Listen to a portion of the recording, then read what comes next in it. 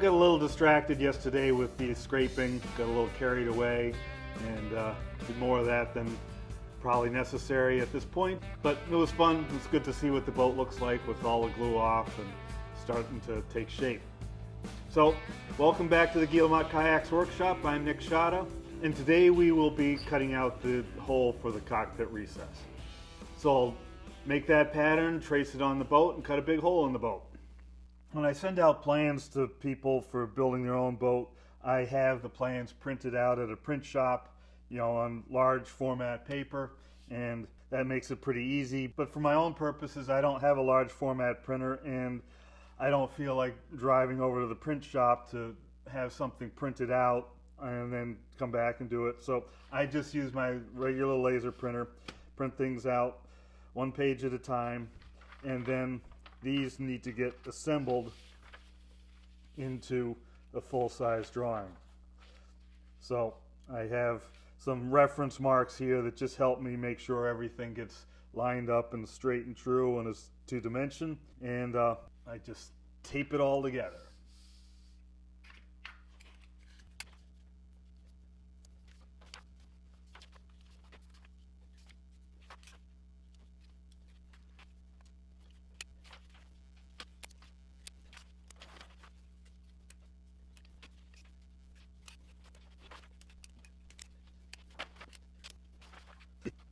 So here's the cockpit pattern.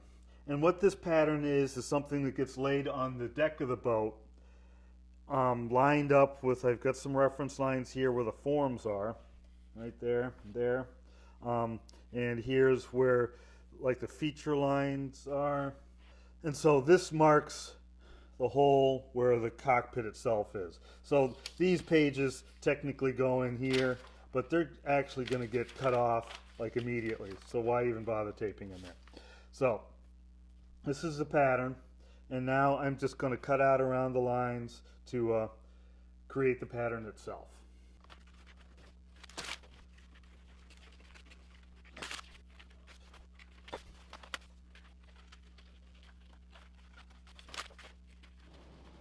So now you see the pattern itself. There's one last set of cuts I want to make.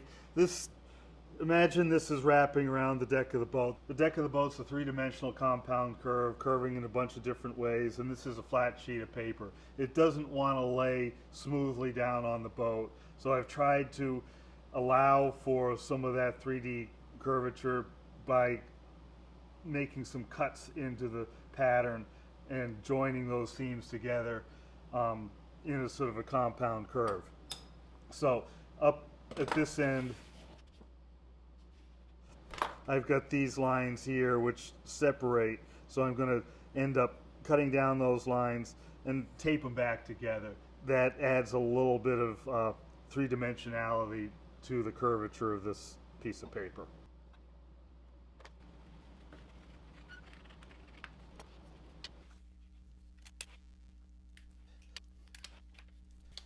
So that doesn't do a whole lot, but I think it helps a little bit.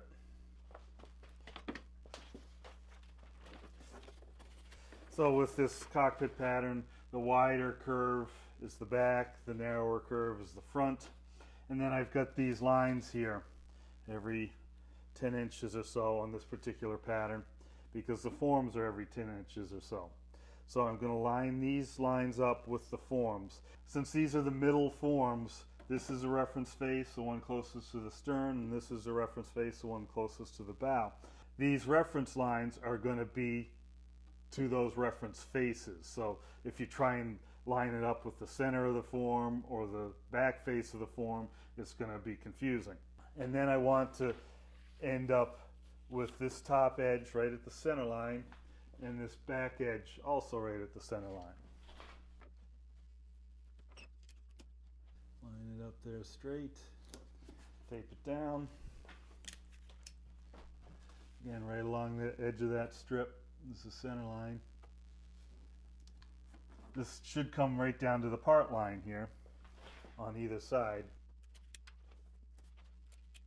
And this line here should correspond to the feature line here as close as possible.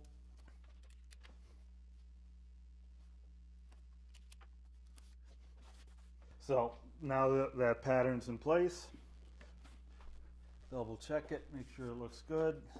Lined up with our forms here. Now I'm going to trace this line, the edge, directly onto the deck. Try to make this line as fine as possible because it's hard to follow the big fat smudge.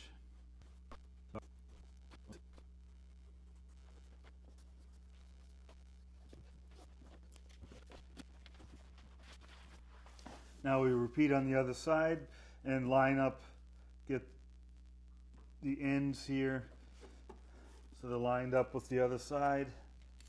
Nice continuous curve. You will notice as you're tracing around here, the paper will pucker a little bit. Again, it's two-dimensional paper going around a three-dimensional surface, and so it doesn't fit perfectly. We just do our best to make a nice smooth curve through there. And we're going to end up cutting this hole a little bit inside of the curve, so the hole is a little bit smaller than it needs to be initially, and then we will plane it out and make it fit the part.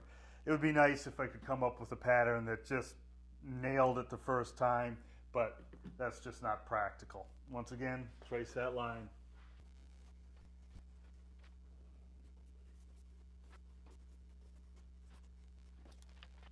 So now I have a nice line all the way around, and that's what we're going to cut to. So I'm going to cut this hole with a jigsaw. I've got a very fine tooth blade in here. It's a 20 tooth per inch blade. Makes a very nice cut. I've tried other blades and nothing does as nice a cut as this one. I'm also going to cut directly through the forms. I actually left a hole in the forms so I could cut through it without binding up the saw too much. So I don't necessarily recommend that you do that. I've specifically made these forms so you can. Obviously that's going to cheese up these forms a little bit, but that's okay. It's worth it for what I'm trying to do here. I usually only use my forms once. They get, I end up doing various things to them and mess them up. Here we go. So I'm going to cut above the line here is the best way to describe it.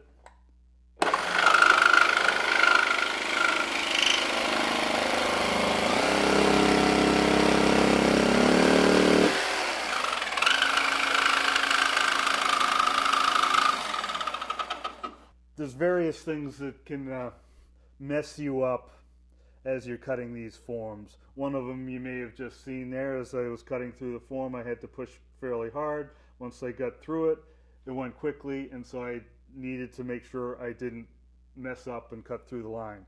The other thing that can happen is this cord here can get hung up on something, and if it's hung up here and you're trying to turn it, that can be a real problem. If you feel anything going a little weird, just stop. If you're getting bound up so you can't comfortably man the tool to make it go where it needs to go, just stop. Resituate yourself, put yourself in another position where it's easier to work, and mind your cord here, make sure you're not stepping on it, and having good light so you can actually see the line is a lot of help.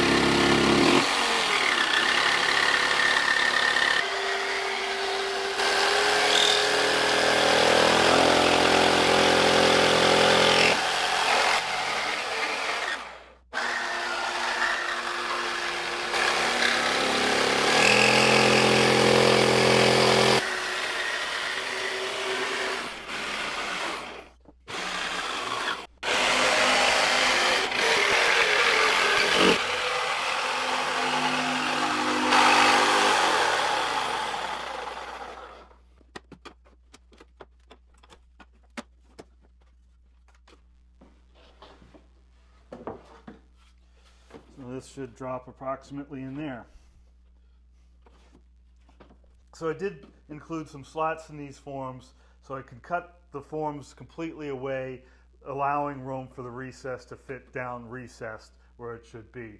So these slots, I've already cut them away, but I didn't have the camera on. Here, these slots are right there. So again, I can cut up into those. Likewise over here. And this one I'll just cut off like that, and I think this will probably just break away. There we go.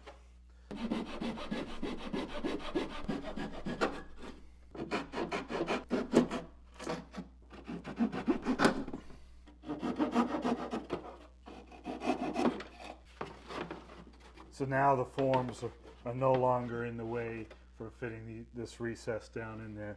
And as you can see, the hole's substantially undersized, which is fine. This is good.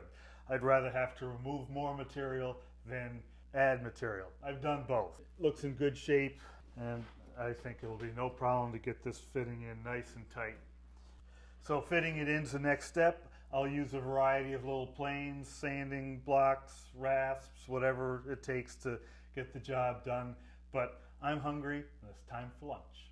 So these are some of my go-to tools for adjusting the size of the cockpit opening. The easiest, just a sanding block. Put some really coarse sandpaper on it, have a nice curve. You can get into a lot of different shapes with this. The coarser the sandpaper, the better. And basically what you're making there is a rasp. This is a good Nicholson rasp. I don't think you still can get them quite as good as this. The guy that worked at Nicholson that made these rasps retired, and so now they don't make as good rasps anymore. Almost as good as that, however, are these Japanese sort of float rasps. I think these are designed for the automotive bodywork industry, something like that. Basically, they don't have the individual pointy teeth like you're used to on a traditional rasp. These have long, wide blades on them, and like a bunch of little plain blades. And so they have these in various sizes. This is a round, this is a flat. Tools I've really come to like are these little luthiers planes. These are from Veritas, the same company that makes a little mini shoulder plane for my Robo Bevel. They make a lot of good tools. This here particular one is the one I use the least. This is a hollow for making round things. I suppose you could use this for helping to round over the bead on a coven bead after you've planed one off. This one I rarely use. But the others, this is just a flat sole one. So basically just a tiny little regular plane. Then this one is curved in just one direction. So it's curved this way, but it's flat this way. This one works really well for our purposes here. I'll be showing you how all these work shortly. For getting into a curved surface, this works well because you can hold it at an angle and work your way around a curved edge. Similarly, this is about the same. It can conform to sort of tighter curves. You may end up with a little bit of a hollow edge on both of these, but the hollow edge isn't a problem.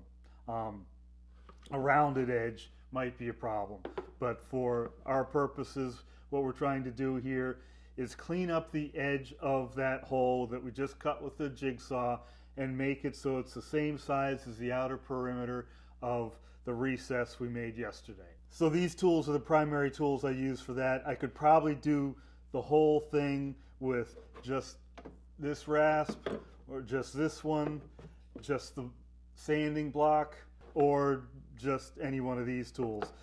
Sort of the reason I switch off is I just sort of get tired of using one thing.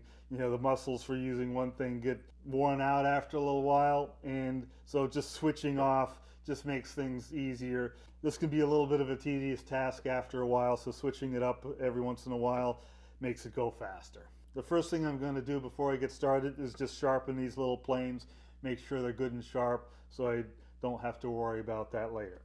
Small blades like this don't take a lot of time to sharpen, but again, I just do it by hand. I don't have a jig that will hold this. Just find the flat spot, get it seated on that flat spot, feel for the burr,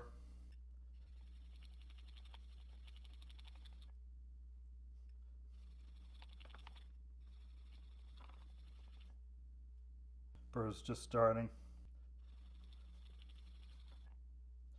And then once you feel that wire edge there, polish it off on the other side, and we're done with that one.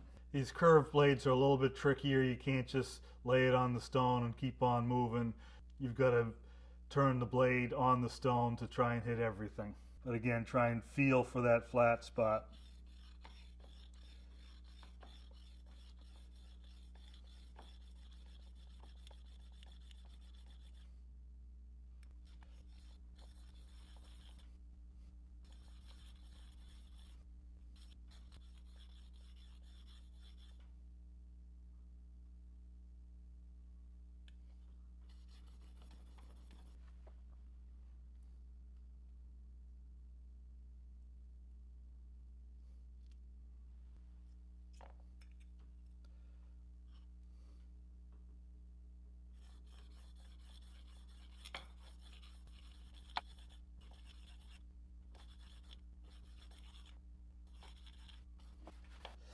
So the basic process is going to be just shaving down this edge until we can make this fit.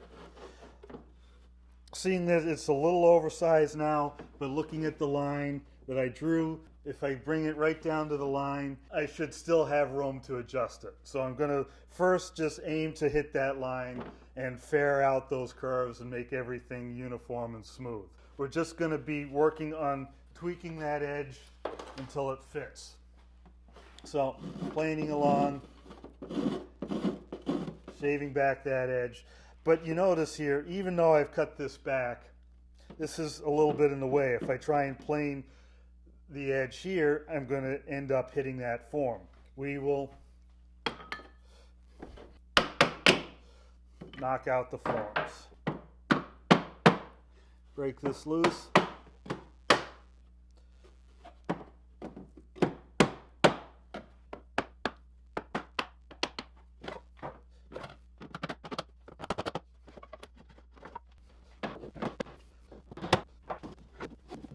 Now the forms are free to move around, and as we find them in the way, we can just move them.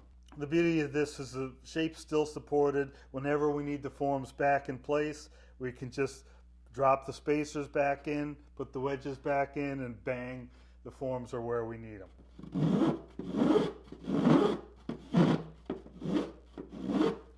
I quickly noticed just after I was sawing this perimeter here that I've got a strip here that I don't know if I insufficiently glued it or what happened, but it's sprung. The glue there is gone. This is not a big deal. Absolutely no problem whatsoever. We'll just let's bring it a little bit more, inject some glue in there, take and tape this tightly together. And we'll just work on other parts of the hole while this glue is drying. Tape's holding it in place. We're good to go.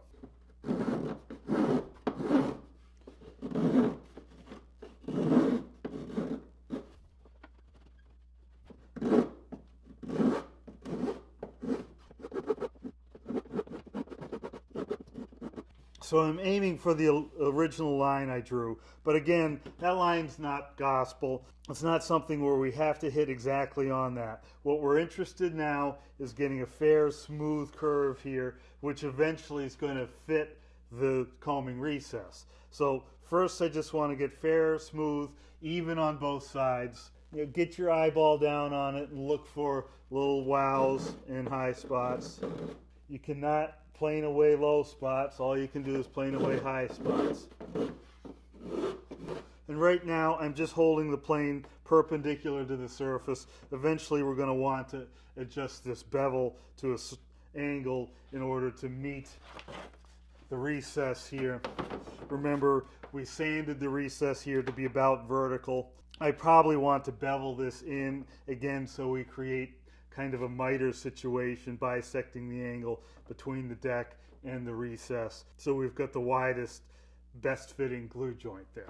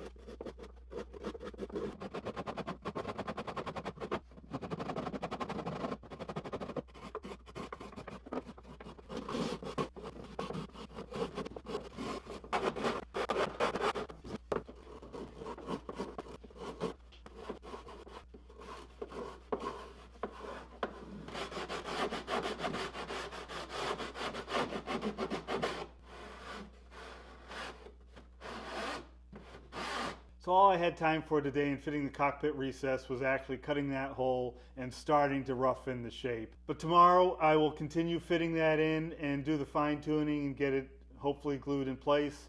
So until then, if you like this video, give me a thumbs up. If you're watching this whole series, please subscribe. If you know somebody that might be interested, please share the videos with a friend. Your support on Patreon is deeply appreciated. So until the next episode, thanks for watching and happy paddling.